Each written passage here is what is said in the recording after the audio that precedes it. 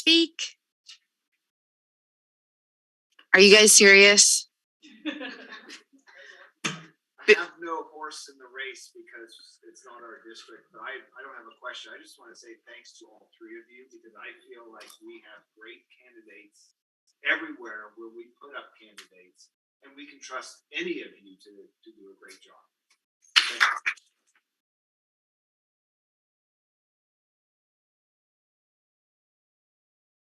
Henrico, Dems, are you trying to tell me you don't have questions for these candidates?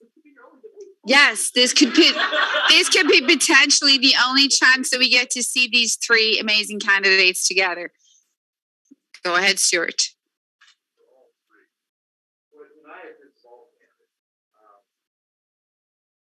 Entities, lobby group, industry, not take political contributions from.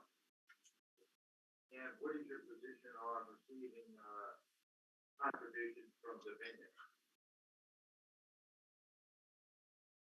I take contributions from everyone. I believe if you can't take someone's money and vote against them, something's wrong. And so, and no one's gonna own my vote. I took money from Dominion and voted against them all. And if we had it, I'll do it twice on Sunday. I have no problem with it.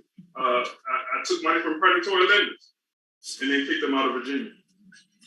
Yeah, and so one of the things we have to do, we have to change the law. And that's, I sat on the committee and I watched the Republicans play that game. And Alexis is right. A lot of folks in the Senate ran the clock out on a number of things. Dawn talked a bit about marijuana. We didn't finish that because members of the Senate weren't ready. We didn't finish criminal justice because members of the Senate weren't ready. We have to change the law. And I believe the number should be 5,000. No one should be able to write a check over 5,000. But until we change that law, we're going to have Republican money, and we're going to have big donors putting in money, and folks like me that don't have much money to suck their hands are going to be stuck. And it's easy to say, it's very easy to say, we're not going to take any money. And then someone writes a big old check to one candidate, and everybody else is sitting there like, whoa. I think we need to change the law. No, and we don't need any foreign money. And if I had my way, if you were out of you didn't live in Virginia, you couldn't write a check. Live in the district, you couldn't write a check. So I will say that I know these two individuals have a different position, but sorry to interrupt. Could you come to the mic so the Zoomers can hear you at the same time? Well, I can't repeat all that. No. You can just finish it up here. No, I'm done. They heard most of it, Yeah, but yeah, okay. Thank you. Yeah. I am not taking contributions from Dominion or Altria. I have never taken money from Dominion, and I don't believe in taking money from public utilities, but it's not about not being able to vote against them if I did. It's not about that at all. This is just really a fundamental belief that I feel like it's really wrong that we have somebody that's in charge of, not somebody, an entity that's in charge of a public utility and at the same time is on the stock market. So I have a problem with that. I also feel like Lamont that we should have a campaign finance reform. I would like to see publicly funded elections, frankly, but I'm good with any of the restrictions Lamont listed as well. I do feel like people misunderstand the effect of lobbyists. Lobbyists are just part of the equation, but it's not hard to vote against lobbyists at all, especially with bad policy. I do it all the time. I enjoy it. So we do have a question from one of our Zoom people. How do each of you plan to be attentive to the needs of Henrico constituents? What does your constituent outreach and connection plan look like? I can take that one first. No, Jennifer, I'm sorry. So there's a couple pieces of that. I believe that in order for us to be successful, again, we have to work together. And as the gentleman that followed me on the school board walks in, Roscoe Cooper, I will say that I hope that if you talk to any member, elected or appointed in Henrico County or Richmond or Charles City, because those are the three places I represent, that they will tell you that I was supportive in helping them accomplish their goals. I think the reason why I think that's important is because when I pick up the phone to call Alicia or Roscoe or Sheriff or Shannon, it's important that I have a relationship with them as well. And it's important that we get like-minded folks in those roles. Because when I have an issue, that we get calls all the time from folks thinking that we are responsible for schools, day-to-day, roads, public safety, jails. We need to be able to call those individuals and say, this is what's going on. Can I get some help? And that's what constituent service looks like. I don't need to just write a letter to some random individuals. I want to call directly to those individuals that are able to help. And because most of the time when people call one of us is because that's who they saw last. And so when they're calling us, they're calling out for help. And the way that we immediately help them is not just saying to our legislative assistant or chief of staff, push them off on somebody. It's actually ushering them to someone that can actually help them. And I think that's what real constituent service looks like.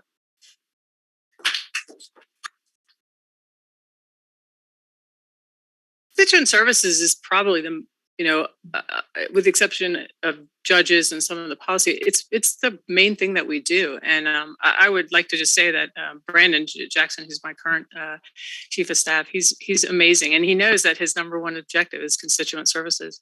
And that has to do with facilitating a lot of contacts. And we've served probably more than 1,000 plus people in the last, especially during the pandemic. I mean, it's just a lot of people.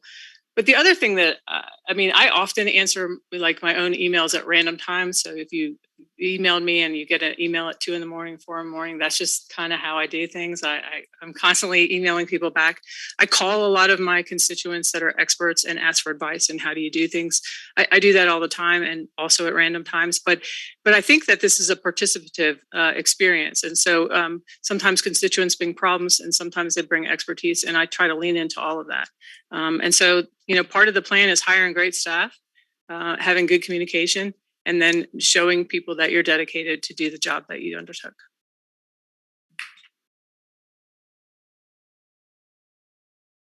To me, constituent services is a natural path out of organizing. I am always in these streets. Y'all have been in the streets with me, knocking on doors and listening to voters in Henrico and across the central region. I would also say that constituent services is about making your office as accessible as possible to the diverse needs of the district. Si habla español, alguien aquí, no? Pero we're in Henrico, right? So I don't know if anybody here speaks Spanish, but we're in Henrico and many people in our community do. I would commit to a bilingual office for sure. I'm conversational, though I can't say I'm fluent anymore. My team right now includes, members of the team who speak Spanish. I think we need to make sure that our office is responsive to the diverse needs of our community, and that's a priority that I would make.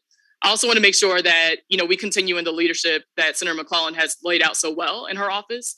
She includes caseworkers or social workers who treat their constituent services like casework and really follow that through. And of course, it relies on a strong delegation relationship, as well as with our local, in the State House, as well as with our local leaders. So thank you for the question. Thank you.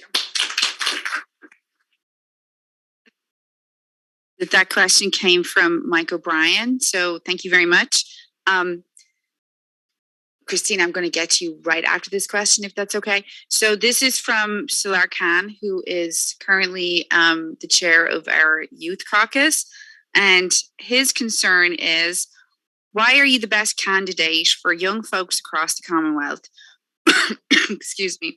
What specific measures would you do to support the next generation? Thank you.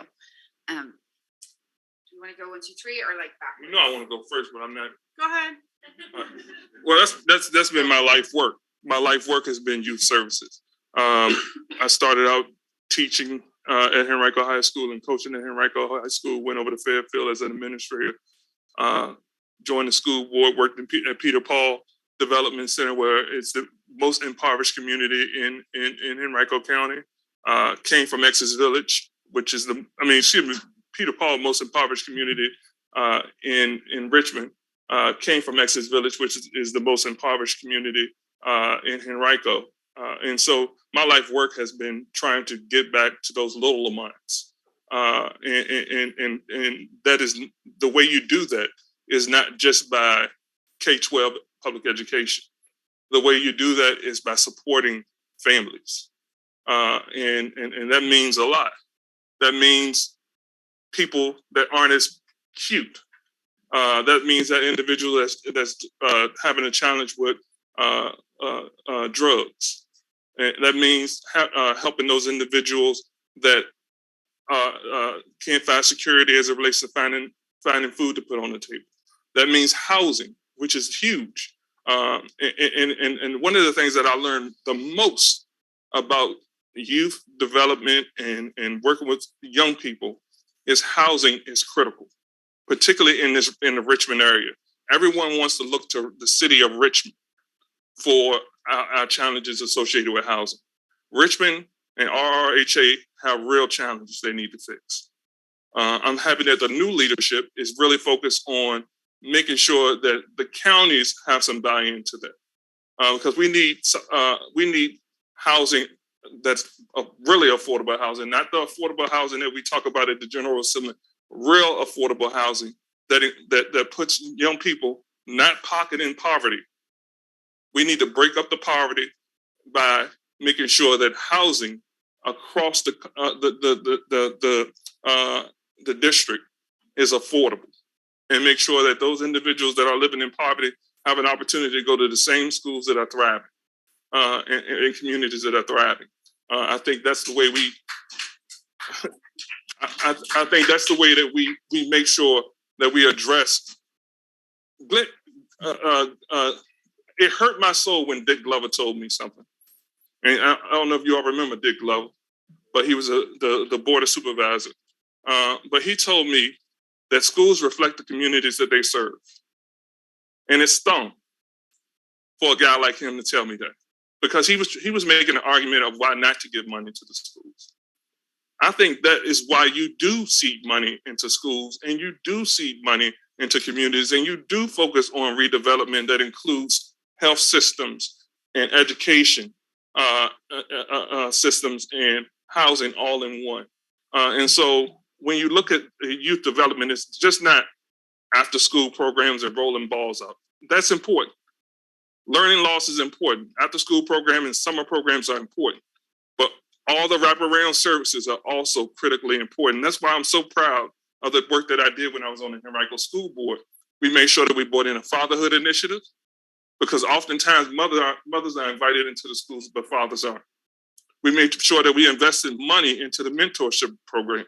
And I'm happy that the school board now has ballooned that to an entire department focused on family.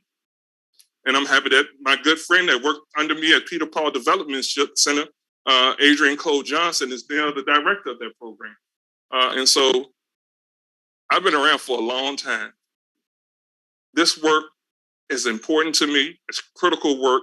But when you start talking about youth services, that's my heart, and I can't wait to continue that work and fund some of these programs.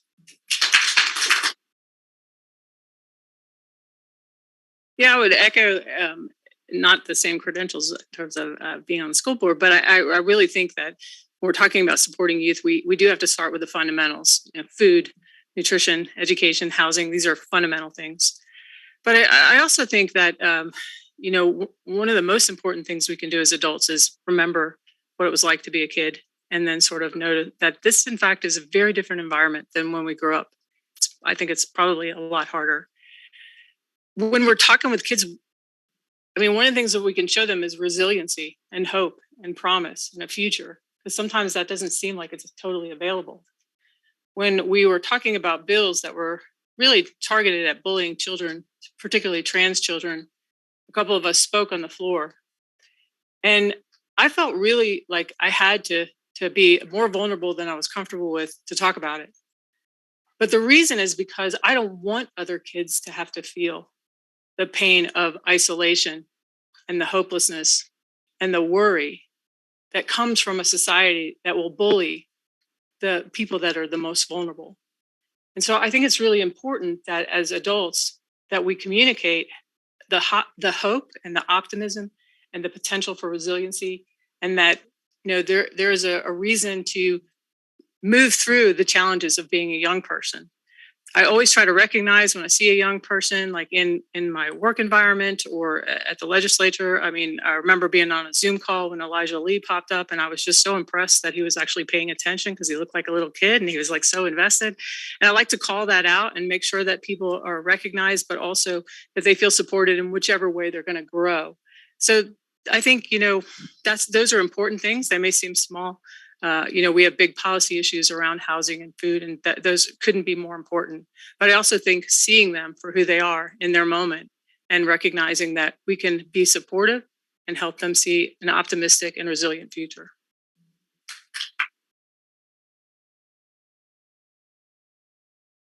I definitely believe that every issue is a youth issue, right? All of our legislative agendas, I hope, would be thinking about how it impacts our young people. I want to share a story from my experience actually listening to youth and helping them pass laws. So many of you will remember in 2015, there was a cover story on the Rolling Stone that revealed some very, very sad and tragic stories happening at UVA. I worked at Virginia 21, and many of our students across our campuses across the Commonwealth were really scared about the specific instances that they heard from the Rolling Stone article, but also knew that that was happening on their campuses and in their communities as well. And they had the energy and the ideas to pass laws that we were able to move forward. So I worked with about 12 different campuses, including some young people who are here tonight, to pass some really meaningful policy related to campus sexual violence. Then Attorney General Mark Herring was in office, and he helped convene young people around these issues as well. We were able to pass survivor-centered legislation instead of legislation that always focused on the universities and put their interests first, which is really important. When our young people experience violence, they need to be approached with care. They need to be approached with a trauma-informed response. They can't be told immediately to report to the police, and that's the only solution. Those were the stories that I heard as a policy leader. And I'm really proud of the work that we were able to put together, really listening to youth first. And so I will continue to do that as a state senator. I'll continue to listen to youth and make sure that their ideas are heard and valued. Not just, putting forward my own ideas, though I think I'm still pretty young and might have some remembrance of being in high school and middle school myself. But I know that many young people have their own ideas that we can make happen. And some of the best ideas that I think I've seen become law have come from people much younger than all of us here.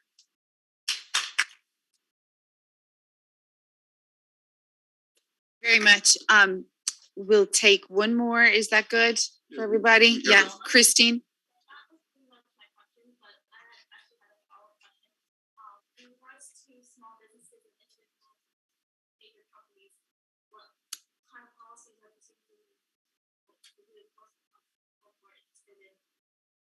Small business and also tries to get in their ability to not be against the big businesses, but willing to take on getting small businesses into. So I'm just going to repeat that for our friends online.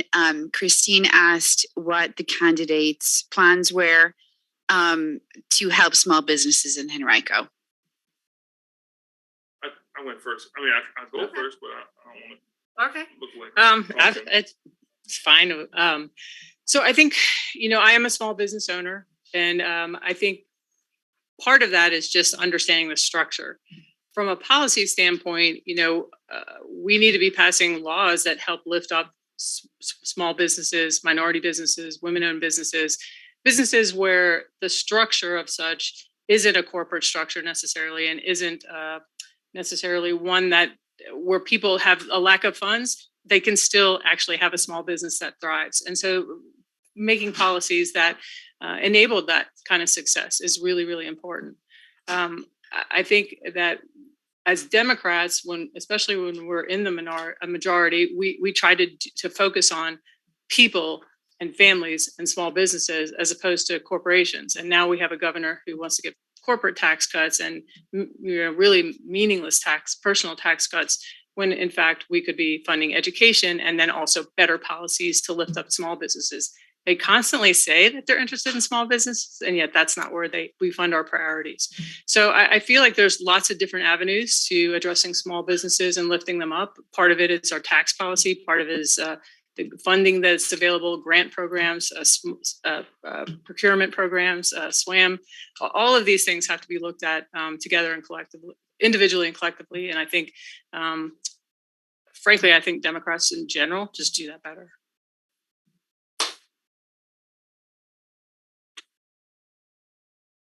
Thank you for Christina.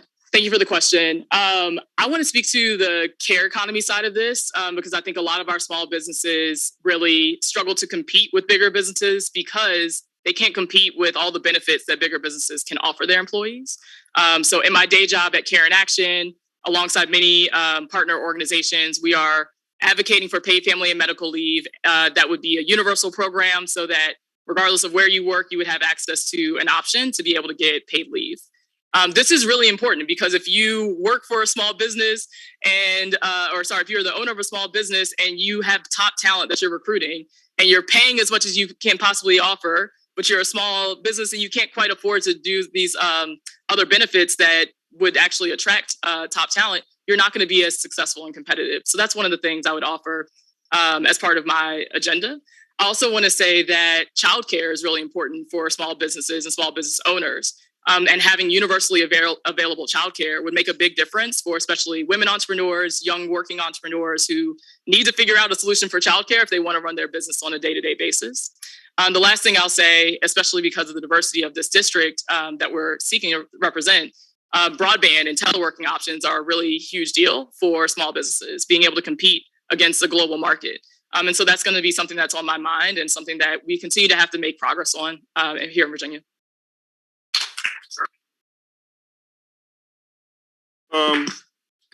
I'm actually missing some conversation that I was having with some appropriators this evening because I'm having so much fun here with you guys. But we're actually in that fight right now because our budget reflects Governor Youngkin's idea of supporting the top and hoping it trickles down. I mean, we've been talking about this for a long time. I mean, I probably wasn't born when they first started pushing this, but some of you were. That's good. That's good. Trickle down thing, we know it doesn't work, and that's not how you make an economy thrive. What we see in this budget is us giving tax money back to the individuals that have the most, whether it's individuals or corporations. Whereas many of us that make less than 200, less than 100,000, many of them are getting what, Don? $50 back. $50. You all know we have a surplus, right? This is a time where we can do some tax credit for small businesses, some grants for small businesses. But instead, we want to give money back to those individuals that the economy will never see those dollars again because they don't need it. We have a real opportunity right now with this surplus that, by the way, Democrats put in place under Ralph Northam's leadership. And that's why we can't take elections for granted and just think that Virginia's blue and end up giving Governor Youngkin the biggest surplus and the biggest amount of money to spend that any governor has ever seen. We have a real opportunity, and I hope that you all will talk to legislators on the other side of the aisle, particularly those individuals that represent Henrico, Hanover, and tell them that we should be giving money back to those individuals that are most vulnerable, that will use it in our economy the fastest, and those individuals that will build blocks, small blocks, with small businesses in the Commonwealth. Because again, we have billions of dollars.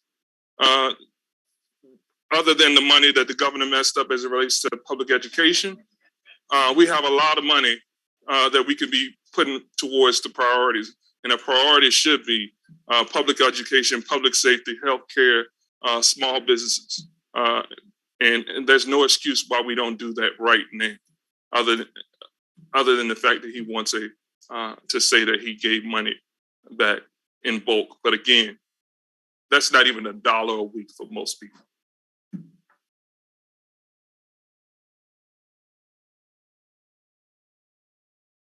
Okay, so I'm going to wrap this up for the candidates.